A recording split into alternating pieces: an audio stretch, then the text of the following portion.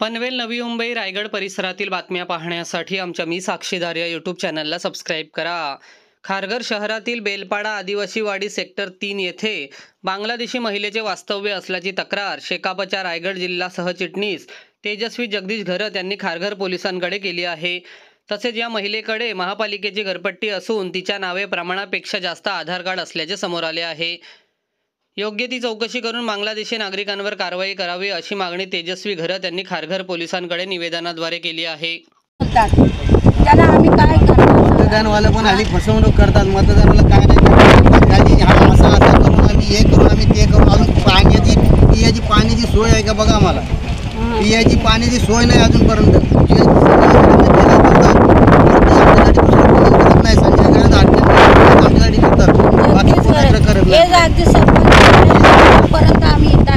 आज हे लोक नसते तर आम्हाला इथं राहण्याचंही हे नसतं केलं। आज आम्ही गाववाले असून एवढे आम्हाला झडपड लागलं। देश येऊन राहतात त्यांच्यावर कारवाई का करत नाही? आमच्या इथं नाही पाहिजे आम्हाला बस। आणि आज नाही आले ना काल नाही आले, 2-3 वर्ष नाही झाली त्यांना तुम्ही घरपट्टे वगैरे सगळं काय दिलं। आणि पूर्वी त्यांना दे त्यांना 10 वर्ष झाले असतील, पोरं आमची 25 वर्ष झाली, पण त्यांना काय घरपट्टे 25-30 झाली घरपट्टे मुलांना काय नाही देत। मग मुलांना द्या ना आमचे। आज 4 न 5 वर्ष झाली त्यांना तुम्ही घरपट्टे देता, आपण आमच्याच घरपट्ट्यांच्या नावावरती घरपट्टे द्यायचे त्यांना। कुणाला? मुलांना आमच्या बंगाली लोकांना, बंगाली मुसलमान लोकांना यांना आमच्याच नावाचे घरपट्टे, आमच्या घरपट्टीवर घरपट्टे दिले। करणार कसं माणसं कशी असतात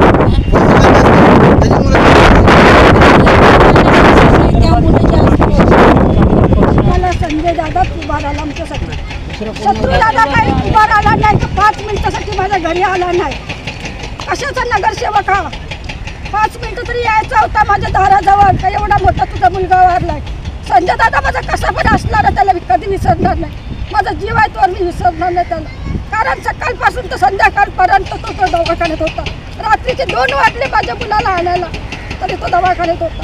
आणि कुठला पण काय मला तारमेला सर्व कार्याला माझ्या हजर झाला आणि या लोकांना साथ दिली। आता ही लोक माझ्या मुलाच्या याला सबूत झालेली आहेत, झालेली यांची मुलगी पण यावी आता त्यांची साथ घेतलेली आहे।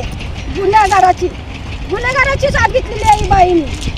हिची मुलगी माझ्या मुलाला हे झालेली आहे पण हिने गुन्हेगाराची साथ घेतलेली आहे। सर्वात एक झालेली आहे। हिचे टाया करून कॅम्पो करून त्या मुलाचं कॅम्पो करून बापाचं कॅम्पो करून माती टाकली आणि भरणी केली। एवढ्या बाईने साथ घेतली त्याची। माझा मुलगा गेला त्याचा काय गेलेलं ना तो जिवंत आहे, जिवंत आहे। तरी या बाईने साथ दिली गुन्हेगाराच्या बापाला, मग त्याच्या बाईच्या बरोबर फिरते। आणि या बाईला असं ठेवायचं नाही, तर नाही म्हणजे नाही ठेवायचं। आमच्या वाडीतच नकोय ना। तरी आम्हाला इथं राहण्याचं नीट ठाण नाही आहे। आणि जी लोक झोपडपट्ट्या बांधून आज दिवस काढतात त्यांना कशाची भीती नाही। हे लोक काल आले त्यांना घरपट्ट्या सगळं भेटतात। आणि आमची मुलं बालं 2-3 आहेत तरी एका घरात 2 मुलं, एक घरात 3 मुलं आहेत आणि एकाने 2 घरपट्टीवर आहेत, त्यांनाही नवीन घरपट्ट्या मिळाल्या नाहीत। आणि आज बांगलादेशीचं आज लोक आले तर त्यांना सर्वांना घरपट्ट्या मिळाल्या। असं का असावा सांगा बघू? आम्हालाही मुलं बालांना घरदार असावा म्हणून आम्हालाही मान्य आहे। कामधंदा मिळावा आम्हालाही मान्य आहे।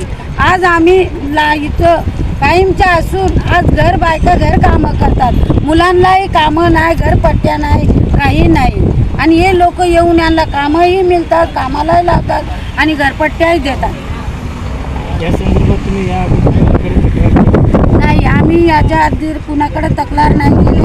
जे आमचे तक्रारवाले आहेत ते आमचे फक्त सरपंच ते आहेत म्हणून आजपर्यंत आम्ही इथं आहेत।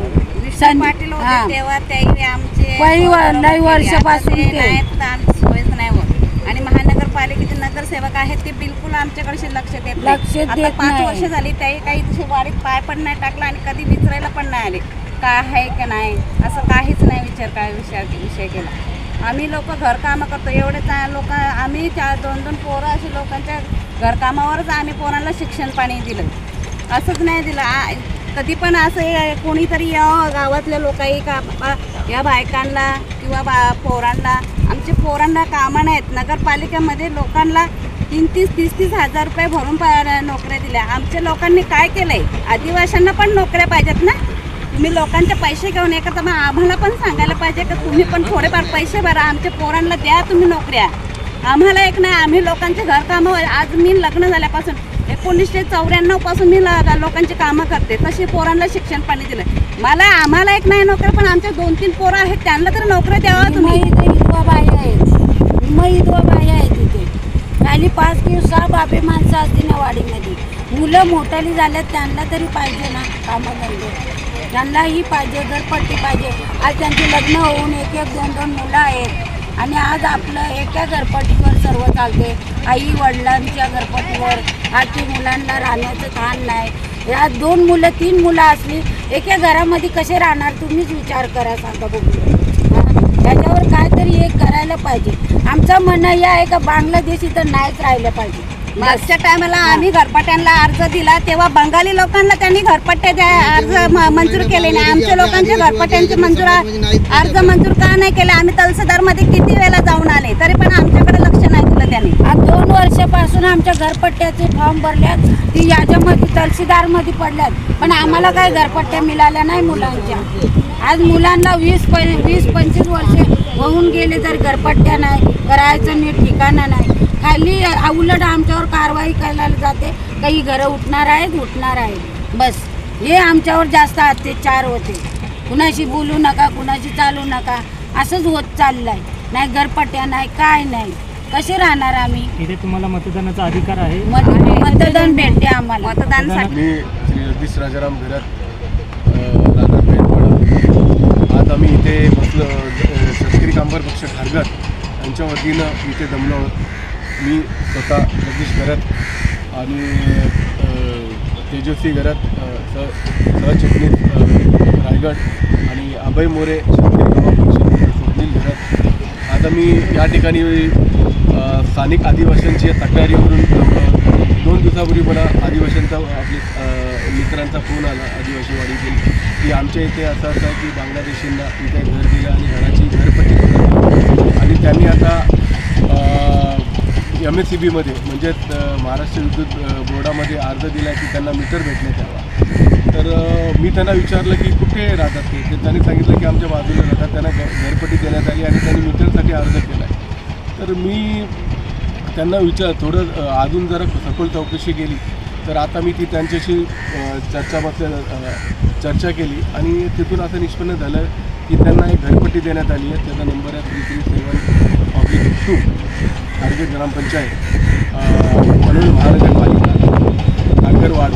तर आणि दुसरं त्याच्यामध्ये असं आहे की आता तिथं थोडंसं अजून डीपमध्ये गेल्यानंतर आम्ही बघितलं की त्यांच्या घराच्या पत्त्यावरती जवळजवळ 15 ते 20 हे आधार कार्ड तयार झालेले आहेत आणि अजून खोड माहिती घेतली तर त्याच्यात असं आढळलं की 50च्या पेक्षा हे आधार कार्ड जास्त असू शकतात. म्हणजेच एक बांगलादेशी माणसाला इथे तुम्ही घर देत आहे, घर बांधून देत आहे, त्याला रितसर त्याची पावती देत आहे, त्यांना आधार कार्ड बनवून देत आहे आणि ती संख्या सुद्धा 50च्या पुढे. ते माझ्याकडे पुरावे आहेत आणि असं असताना आज तुम्ही जर आधार कार्ड दिलेले आहेत बनवून, म्हणजे 50च्या पेक्षा जास्त आधार कार्ड एकाच तुमच्यावरती.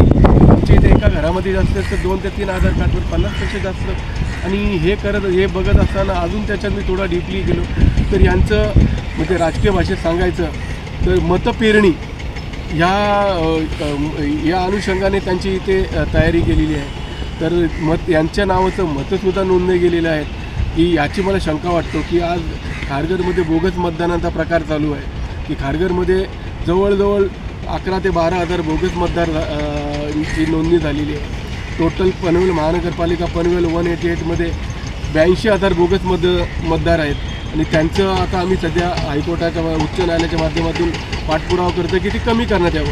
हे करत असताना इथे आता आधार कार्ड एकाच घराच्या पत्त्यावरती 52 आधार कार्ड भेटतात आणि त्याच्यावरती शिस्तोची कारवाई नाही. महानगरपालिकेने त्याला रितसर घरपट्ट्या दिलेल्या आहेत. तर मला एक प्रश्न पडतो, मी सामान्य नागरिक या नात्याने मला एक प्रश्न पडतो की करंजाडे आदिवासी वाडीमध्ये स्थानिक भूमिपुत्र मूळ निवासी यांच्यावरती बुलडोझर आणि JCBने कारवाई करून त्यांचे घरं उद्ध्वस्त करण्यात आली. पण माझा इथे भूमिपुत्र आता रस्त्यावर असताना त्यांच्यावरती कारवाई होत असताना बांगलादेशी महिलेला बांगलादेशी लोकांना आज इथं घरं बांधून देतात, त्यांना रीतसर घराची पावती दिली जातो, त्यांना MSCBसाठी ते अर्ज करतात, त्याच्यात आधार कार्ड होतात. त्याच्या आता शंका हे पण आहे की याच्यावरती किती राशन कार्ड बनले आहेत आणि किती वोटर ID बनले आहेत, याच्यात पण शंका आहे. याची सखोल चौकशी व्हावी ही माननीय आयुक्त यांना आम्ही लवकरच निवेदन देणार आहोत. तसेच तहसीलदार पनवेल, उपजिल्हा अधिकारी पनवेल यांच्यामार्फत यांची चौकशी व्हावी, यासाठी आम्ही त्याचा लवकरच पाठपुरावा करणार आहोत. या संदर्भात अशी किती घरं आहेत की इलिगली येते आहेत? इथे आता ही मूळ निवासी आदिवासी आहेत, तर हे जवळजवळ म्हणजे माझ्या माहितीने जवळजवळ 150-200 वर्षापासून इथे असतील. म्हणजे त्यांचे पिढ्याने पिढ्या हे इथेच उपजीविका करतात. त्यांना खारघर ग्रामपंचायत असताना शेतकरी कामगार परिषदेच्या माध्यमातून माधवराव पाटील साहेब यांच्या माध्यमातून त्यांना पक्की काँक्रीटची घरे त्यांना करून दिलेली आहेत आणि ते त्यांचा विस्तार होतोय, तर त्यांचा विस्तारसुद्धा आता होऊन देत नाही आहेत. त्यांचे घर आता घरात विस्तार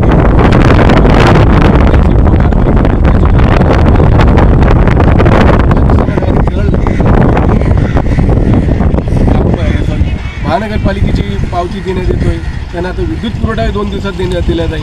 म्हणजे हा प्रकार माझ्या समजेच्या बाहेर आहे. या संदर्भात आधार कार्ड बांगलादेशींचं म्हणताय तुम्ही, नक्की बांगलादेशी या संदर्भात तुम्ही पोलीस स्टेशनला यांची नोंद? हो, याच्या संदर्भात आम्ही पोलीस स्टेशनच्या आता संपर्क साधणार. 1-2 दिवसापूर्वी ते प्रकरण सगळे हाती आलं. हे पोलिसांच्या माध्यमातून हे सर्व करणार आहेत. स्थानिक जे आमचे इथले भूमिपुत्र आहेत, आदिवासी बांधव आहेत, ते सांगतात हे बांगलादेशी आहेत. त्यांच्या म्हणण्यानुसार आम्ही ते बघितलं आणि त्यांनी आता हे पुरावे पण दिलेत की इथं आधार कार्ड एकाच पत्त्यावरती. आज आपण बघू शकतो एकाच ॲड्रेसवर आज 15 सांगितले, 15 पेपर हाती लागलेले आपले आधार कार्डाचे. वेगवेगळे नावांचे आहेत, आहे एकाच नावाचं नाही आहे, वेगवेगळ्या नावांचे आहेत. म्हणजे असे किती बांगलादेशी आपल्या पूर्ण पनवेल महानगरपालिका या एरियामध्ये असतील, याचं अगणित असेल.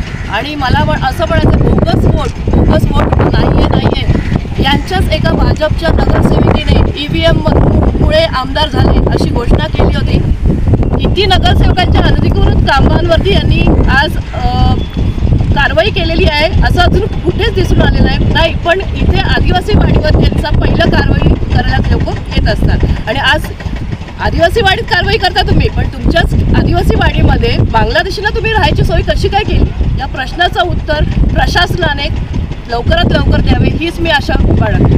इकडच्या रहिवाशांना, नागरिकांना या गोष्टीचं उत्तर पाहिजे की हा जो कारभार तुम्ही चालवलेला आहे हा पूर्णपणे सामान्य नागरिकांची पूर्णपणे फसवणूक केली जाते. याच बांगलादेशींना नंतर अवैध धंदे करण्यासाठी पाठपुरावा केला जातो. जी दारूबंदी आपल्या खारघरमध्ये आहे, हेच अवैध धंदे चालू केले जातात बांगलादेशींच्या मार्फत आणि बाकीच्या लोकांना ह्याचा त्रास भोगावा लागतो.